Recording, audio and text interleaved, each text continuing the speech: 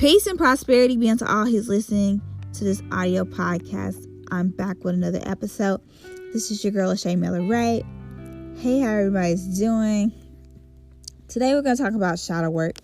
And shadow work is just working on the dark version of yourself, the lower self, the immature you, the darkness, the imperfection. It's taking accountability to those things, those traumas, those things that you may not be good at, or the things that you may lack in yourself. Because we have to come to this acknowledgement or this place of understanding that we all experience childhood traumas. We all experience abandonment. In some form or way, we all experience something that makes us as people feel alone. Like we're the only ones that's ever experienced. But the biggest thing about it is we had to come to a place where even though we experienced and seen things in our childhoods, we had to come to a place of growth where we take acknowledgement and take accountability for the things that we not only experience and for the things that we become. We become something entirely different from what we expect ourselves to be. Yes, you have to show yourself a little grace. Yes, you're not all the way where you want to be. Who is? I'm not. Biggest thing is that at least you're making an effort to be the best version you can be every single day. But that takes accountability. And with accountability, that comes responsibility. And with responsibility, that becomes, making a decision for yourself. And the decision will be, in this case, for shadow work, it will be like wanting to have a better relationship with self. Because shadow work comes from the darkness of you, the darker side of you, the immature side of you. So it's being accountable for the relationships and the business relationships and the things that you may have had a part in that may have turned out not as good. Because let's be honest, it takes two to make a relationship. And if it didn't work out, it's not always that person specifically. We all play a part in things. And sometimes when you have all your cards laid out, you got to know that even when you're given a hand that you felt that was intentionally not meant for you, that you know that the cards that was dealt to you were for you. And that you make wiser decisions with those cards in your life.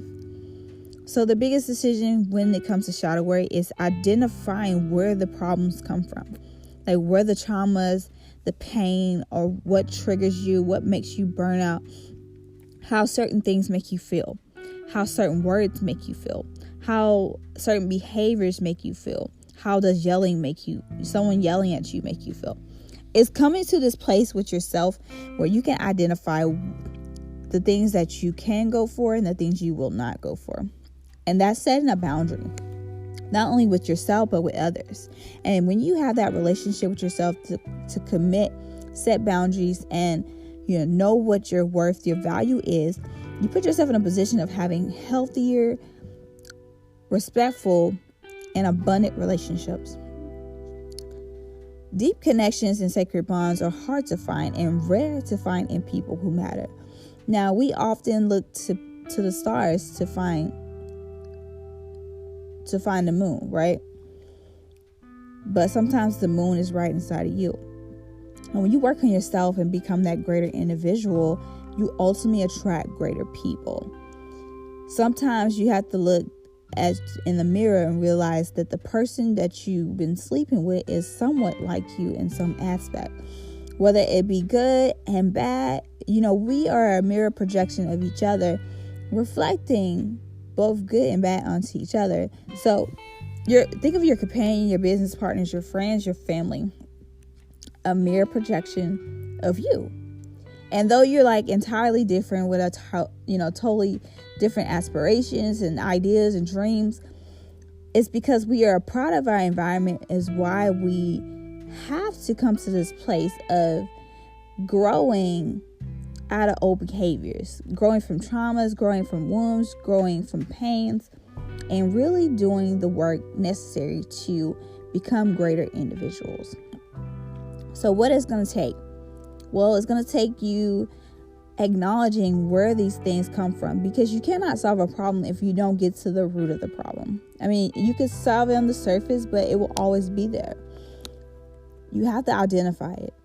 Where did it come from? How did it start? What did it make you feel? What triggered is it? Like, what kind of trigger is it? How does this trigger make you feel? Did you get it from your mom? Did you get it from your relationship? Did you get it from yourself when you was growing up making decisions that you didn't know the consequences to? How did you get these traumas? Take time to work on you and your innermost high self. Work on your lower shadow, because it really needs healing and it needs you. Peace, love, happiness. I hope you guys have a prosperous day, and I'm thankful for all those who listen to my podcast.